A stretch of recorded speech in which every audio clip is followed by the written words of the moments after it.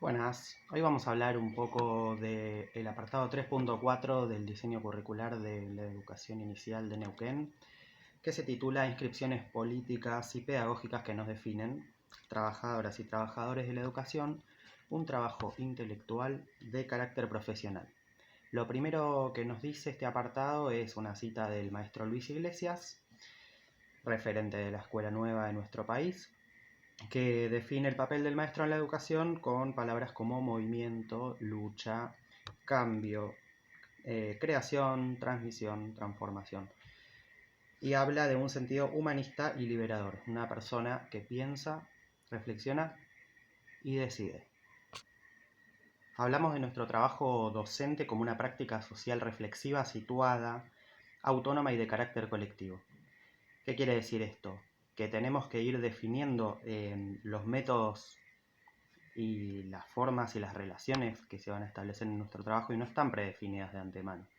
Que si bien tenemos autonomía en nuestro trabajo y tenemos que tomar decisiones que se imprimen de un carácter fuertemente político, ¿no? Porque cada cosa que uno decide hacer o hacer de determinada manera, tiene sus implicancias y sus consecuencias.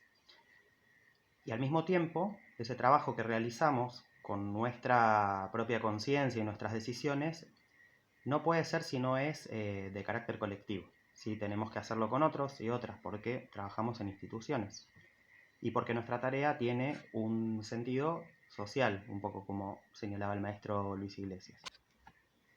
En ese interjuego entre las diferentes variables es que se va creando y recreando nuestra tarea como profesionales de la educación.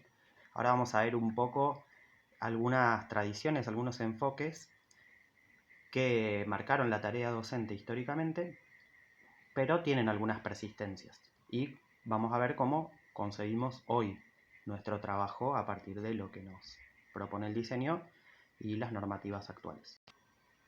A fines del siglo XIX, en el momento en el que se empieza a conformar el sistema educativo argentino, con la fuerte presencia del Estado, esto le sonará un poco de la época de Sarmiento, la ley 1420, el debate fundamental es entre considerar el trabajo de los docentes como un apostolado o algo vocacional, un don innato que marcaba ya qué es lo que se va a enseñar y de qué manera, y que solo personas nacidas para eso podían hacer, o bien el entender a esta tarea como una tarea profesional, pero no como la pensamos hoy, sino en cuanto a que se requería de una formación especializada, específica para ser docentes, eh, para formar a esos futuros ciudadanos con el objetivo de homogeneizar a la población.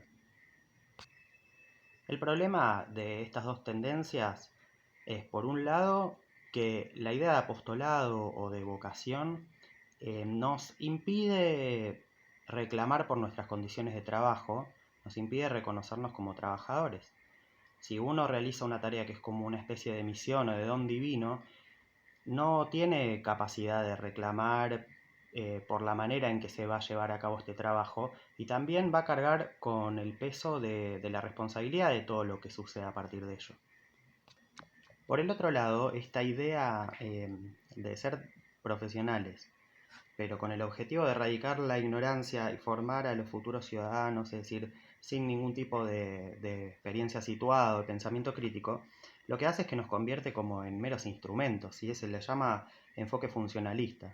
Ya están predeterminados los métodos, las formas en que se van a dar esas actividades de la enseñanza, y no hay ningún tipo de posibilidad de debate, de reflexión o de decisiones que tiendan más a la construcción de nuestras propuestas de enseñanza. Es decir, somos como meros funcionarios del Estado que cumplimos justamente este rol, como se le dice, ¿no? Un rol en tanto, imagínense una obra de teatro donde cada uno tiene un personaje y tiene un rol y ya sabe lo que tiene que hacer y no tiene posibilidad de cambiarlo. Bueno, esa es una mirada más orientada también a una tarea neutral, técnica, tecnicista, ¿no? Hay procedimientos, hay métodos. Uno tiene que internalizar esas normas y valores y transmitirlos directamente a esos sujetos que, en teoría, no importa dónde estén situados, en qué contexto vivan, qué les interesa, quiénes son, qué les gusta, ni siquiera importa qué nos pasa a nosotros, qué nos gusta, qué nos interesa, qué historia tenemos, qué trayectoria, qué biografía. Simplemente tenemos que ser aplicadores de la enseñanza, de la transmisión de esos conocimientos que ya están pensados de antemano. Por consiguiente, si el estudiante no aprende lo que tendría que aprender, de la manera que lo tendría que aprender, la responsabilidad es nuestra, es del docente, ¿no? Quitando toda posibilidad de pensar en procesos que son dinámicos, que son flexibles, que son cambiantes, que están en construcción, que son abiertos. En contraposición a esto, o como superación, como propuesta superadora y en base a una serie de luchas que se han dado históricamente, empezamos a pensarnos en un determinado momento, que yo ubicaría por ahí más hacia la década de los 60, 70, como trabajadores y trabajadores de la educación, reconociéndonos en nuestra condición de asalariados y que realizamos un trabajo sumamente complejo. Y lo que cambia, además de esto, es el contenido de nuestro trabajo, que ya no pasa por un mero reproductivismo de ciertas normas, valores, conocimientos, sino que está orientado al derecho social a la educación, a garantizar las mejores experiencias, o sea, ofrecer las mejores experiencias para los niños, las niñas, los adolescentes posibles, e ir recreando y transformando ese trabajo permanentemente, con creatividad, con cierta dedicación, con sentido reflexivo, político, con debate, con intercambio con nuestros compañeros y equipos directivos. Aquí pasamos de lo que es el apostolado como una misión santificadora a un trabajo que también tiene dedicación, como decíamos, pero desde el compromiso, un compromiso intelectual. Si nosotros estamos comprometidos con una tarea desde una perspectiva ética y política, y tenemos un marco normativo que consagra nuestros derechos conquistados y también identifica responsabilidades y condiciones que debemos sostener y defender. Es decir, tenemos derechos y tenemos obligaciones, como vamos a ver cuando leamos un poco la Ley Nacional de Educación, el Estatuto Docente y las discusiones que ustedes están viendo que se están dando ahora a nivel gremial, ¿no? Un punto central en esta cuestión es que nos agrupamos, nos agremiamos, mejor dicho, ¿no? Tenemos un sindicato que nos representa, que defiende nuestros derechos y del cual participamos, y de manera activa, no pasiva, sino podemos ir a asambleas, podemos hacer escuchar nuestra voz.